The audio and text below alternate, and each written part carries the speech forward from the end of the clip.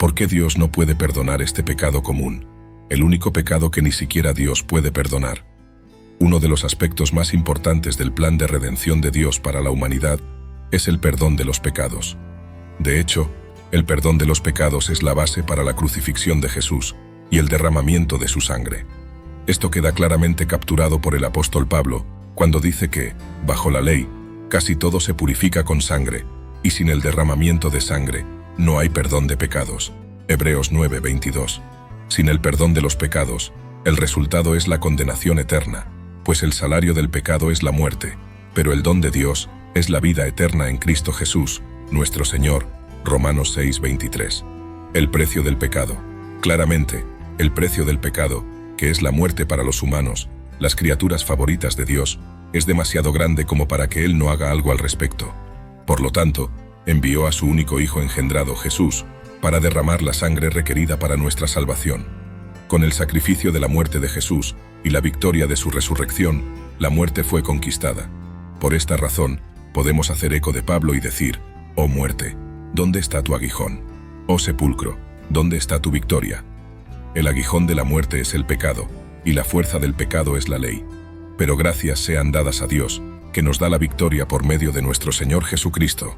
Primera de Corintios 15, 55-57. Jesús conquistó la muerte. Jesús conquistó la muerte porque conquistó el pecado. Esto queda capturado en Mateo 12, parte del versículo 31 dice: «Por tanto, os digo que todo pecado y blasfemia serán perdonados a los hombres». Volveremos a este versículo y seguiremos con la advertencia después de esta declaración. Pero por ahora, tomemos esto con un profundo aliento de alivio. Todo pecado y blasfemia serán perdonados a los hombres. Esto puede considerarse la mejor noticia desde la caída de Adán y Eva. Luego, en el resto de Mateo 12:31, Jesús añade la advertencia, y es que hay un pecado que no puede ser perdonado, y que la pena de ese pecado, como todos los pecados, es la muerte y el fuego del infierno. Hay un pecado que no puede ser perdonado. Probablemente estés pensando que es uno de los crímenes atroces de asesinato, genocidio, violación o asalto sexual.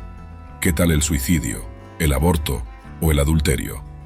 Afortunadamente, la humanidad tiene suerte de que Jehová Dios sea lo suficientemente misericordioso como para perdonar todos estos pecados si nos arrepentimos y nos volvemos genuinamente a Dios. Entonces, ¿qué podría ser peor que estos pecados que Dios no perdonará? Pablo persiguió ferozmente a los cristianos. Sin embargo, cuando más tarde se arrepintió y pidió perdón, recibió la misericordia de Dios. El rey David cometió pecados terribles, pero cuando se arrepintió, también fue perdonado. Pedro negó conocer a Jesús 3 veces, incluso después de haber sido advertido, pero cuando se arrepintió y se lamentó, fue reconciliado y restaurado a la gracia de Dios. La lista continúa. La verdad es que todos somos pecadores y necesitamos el sacrificio expiatorio de Jesús, como se declara en Romanos 3, 23, que afirma que todos han pecado y están privados de la gloria de Dios. Nadie está libre de imperfección y todos tropezamos en algún punto. Sin embargo, Dios, en su infinita sabiduría y paciencia, reconoce nuestras debilidades. Cuando nos sentimos distantes de Dios, incluso como resultado de pecados repetidos, no debemos ceder a la desesperación, pues el objetivo de Satanás es engañarnos haciéndonos creer que hemos cruzado una línea de no retorno. Mientras tengamos aliento, nunca es demasiado tarde para volver sinceramente a Dios, como el hijo pródigo que regresó a casa después de malgastar su herencia. Cuando volvemos a Dios, Él nos recibe con los brazos abiertos. La naturaleza compasiva de Dios se revela en Ezequiel 33, 1 que dice: «Diles, vivo yo, declara el Señor Dios, que no me complazco en la muerte del impío, sino en que el impío se vuelva de su camino y viva». Y el pecado imperdonable. Incluso aquellos que han cometido los pecados más graves pueden experimentar el perdón cuando se vuelven a Dios, lo que nos lleva de vuelta a la cuestión central de este tema, que es la noción de un pecado imperdonable que Jesús mencionó. Volvamos al libro de Mateo 12, para ver lo que la Biblia transmite respecto a ese único pecado que no es perdonable. Jesús se dirigía a los líderes judíos de su tiempo, cuando reveló diciendo: «Por tanto, os digo que todo pecado y blasfemia serán perdonados a los hombres, pero la blasfemia contra el Espíritu Santo no será perdonada a los hombres». Mateo 12, 31. Para estar seguros, enfatizó este punto en el versículo 32, dice: Y cualquiera que hable una palabra contra el Hijo del Hombre, le será perdonado, pero cualquiera que hable contra el Espíritu Santo, no le será perdonado, ni en este mundo, ni en el venidero. El pecado contra el Espíritu Santo. Ahora que sabemos, podemos preguntar qué significa blasfemar contra el Espíritu Santo. Es más que crucial que entendamos el verdadero significado de blasfemar o hablar contra el Espíritu Santo. ¿Significa esto que cualquiera que haya hablado alguna vez contra el Espíritu Santo está condenado a la condenación eterna? La respuesta es no. De hecho, el momento en que Jesús reveló el único pecado que es imperdonable fue cuando ciertos líderes judíos lo acusaban de realizar milagros por el poder de Satanás. Eso suena a blasfemia contra el Hijo de Dios. Sin embargo, Jesús no los acusó de blasfemar contra el Espíritu. Entonces, ¿qué significa exactamente blasfemar contra el Espíritu? Cuando los líderes judíos hicieron estas acusaciones falsas, estaban completamente conscientes de que sus acusaciones eran infundadas. Habían presenciado a Jesús sanando gente, expulsando demonios y realizando actos milagrosos. Su conocimiento de las Escrituras era extenso, y estaban bien versados en las profecías del Antiguo Testamento concernientes al Mesías, que se estaban desarrollando ante sus propios ojos. Incluso uno de los fariseos reconoció a Jesús diciendo: «Rabino, sabemos que eres un maestro que ha venido de Dios, pues nadie puede hacer estas señales que tú haces a menos que Dios esté con él». Juan 3:2. Su intento deliberado y malicioso de atribuir las obras del Espíritu a Satanás no se hizo por ignorancia, sino con plena conciencia de las graves consecuencias. Fue un acto de oposición voluntaria a la verdad divina. Sabían que estaban rechazando prácticamente la gracia y misericordia de Dios. Sin embargo, parece que sus acciones no fueron suficientes para constituir la blasfemia contra el Espíritu Santo. ¿Por qué?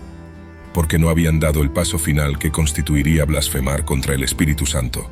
El pecado contra el Espíritu Santo que no puede ser perdonado debe ser el pecado intencional y voluntario de decidir no arrepentirse nunca más después de haber recibido el conocimiento de la verdad y haber tenido al Espíritu de Dios obrando en la vida de uno.